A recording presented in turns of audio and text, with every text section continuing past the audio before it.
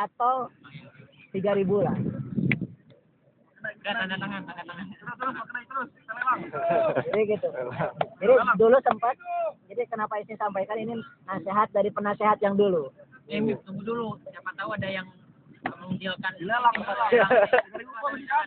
kon kan? Kalau saya melihat muka Mori sama muka Eka, kita berani makanya. Jadi perlu saya ingatkan, najah itu mahal. Karena sempat waktu itu di acara apa ya? Ada saya acara di Masjid waktu itu tentang motivasi kenajahan. Ditanya, sampai ada 20.000 gitu. Gak ada yang ngajung satu pun. Gak mau saya pengen najah. Jadi kita kadang mengukur kenajahan itu sepele. Tapi ketika kita berpikir jauh, akibat dari najah dan gak najah itu sangat berarti. Bagi orang yang benar-benar menghargai waktu 1 tahun itu. Jadi kalau mau tahu arti waktu 1 tahun, katanya tanyakan ke orang yang gak najah. Kalau mau tahu waktu pentingnya berapa menit, tanyakan kepada yang mau meninggal. Kalau yang waktunya berapa setengah jam, tanyakan kepada orang yang mau telat ke bandara. Mereka tahu bagaimana penting. Jadi tanyakanlah kepada orang-orang yang sempat gagal gitu, bagaimana waktu itu sangat berharga. Jadi saya ingatkan, najah itu mahal. Bahkan orang tidak mau menjual kenajahan itu kepada sikun, bahkan berlomba-lomba untuk memperebutkan kenajahan itu. Kalau ada orang yang naif, kadang mengaku, saya nggak perlu ngejar Mumtaz, saya nggak perlu ngejar Jayid, yang penting najah aja. Menurut saya jangan. Kejarlah, kalau bisa Mumtaz, lebih dari itu kejar itu. Karena itu sangat penting, jangan naif. Kita menghadapi kehidupan zaman sekarang, itu perlu. Standar nilai itu yang pertama itu perlu. Jadi kadang ada, ya saya mah ala kadarnya saja lah. Saya sempat bertanya kepada 4 orang yang pulang ke Indonesia ketika mereka nilainya pas-pasan kadang. Kadang untuk daftar itu sulit, asli. Misalkan kalau yang bagi mau melanjutkan, memang ilmu adalah tujuan, tapi kejarlah selama itu mampu kejar gitu. Karena demi ya melanjutkan, ya kita hidup masih panjang, terus kita juga berkarya masih tetap pengen, dan kita nggak perlu naif tentang apa standar kita dari kenajahan kita. Itu yang ingin saya ingatkan. Selanjutnya yang ingin saya ingatkan lagi tentang apa ya?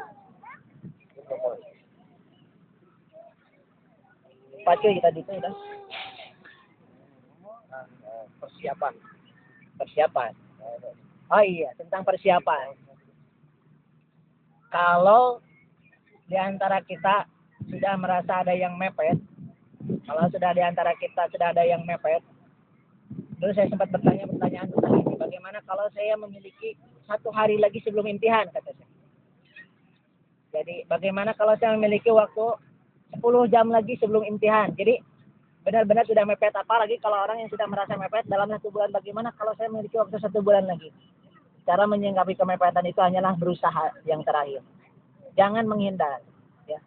Jadi berusahalah gitu. Ketika nggak bisa semuanya, jangan ditinggalkan semuanya. Itulah yang Allah tuntut kepada kita. Jadi kalau yang belum memiliki, misalkan nanti udah menjelang imtihan, masih sibuk, masih bagi semuanya, Allah cuma menuntut kita untuk usaha. Berusahalah semaksimal mungkin dan fokuslah semaksimal mungkin, karena cuma itu yang bisa kita lakukan ketika dalam keadaan mepet. Kalau ketika mepet kita terlalu banyak galau, kadang terlalu banyak termakan perasaan, tapi tidak pernah bergerak, itu tidak akan ada arti sama sekali. Jadi yang dituntut kalau nanti sudah mepet kepada negara, berusahalah gitu. Apa aja terserah, manfaatkan semua yang ada. Berusaha dan berusaha, terus berdoa. Tuh, jadi jangan pernah ada yang merasa nganggap saya gak bisa, saya gak bisa ya. Saya ingin tetap semuanya berjuang dan berusaha masing-masing. Terus selain usaha, satu lagi doa. 2 minggu yang lalu sempat saya buat tulisan, Bang Mori sempat nanya bikin tulisan apa. Saya teringat sebuah khutbah yang disampaikan oleh khotib Jumat tentang the miracle, pray, jadi doa itu. Kenapa? Karena sungguh doa itu sangat mustajab sekali gitu. Dan doa itu ada hanya untuk orang-orang yang berusaha. Dan doa itu juga berada hanya untuk orang-orang yang soleh. Karena waktu itu hati menyebutkan miracle itu terjadi kepada orang-orang yang soleh. Gak pernah orang yang tercatat dalam sejarah, orang itu perbuatannya nista, orang itu kelakuannya hina, dan tercatat dalam sejarah orang itu berhasil, nggak pernah. Jadi khutbah itu menganalogikan seperti itu. Misalkan Korun siapa? Mereka lah ditenggelamkan. Firaun, orang-orang yang berbuat jahat itu, justru orang-orang yang berbuat jelek itu Allah tenggelamkan. Dan miracle itu terjadi kepada orang-orang soleh, orang-orang baik. Siapa? Zakaria. Ketika sudah tidak mungkin terjadi lagi, istrinya itu bakal hamil karena sudah tua banget. Bahkan di dalam ayat Al-Quran di Al-Quran dicatat bahwa istri Zakaria itu benar-benar sudah anjur, bahkan sudah akhir gitu. Tapi ketika Zakaria terus berdoa dan berusaha kepada Allah, miracle itu terjadi.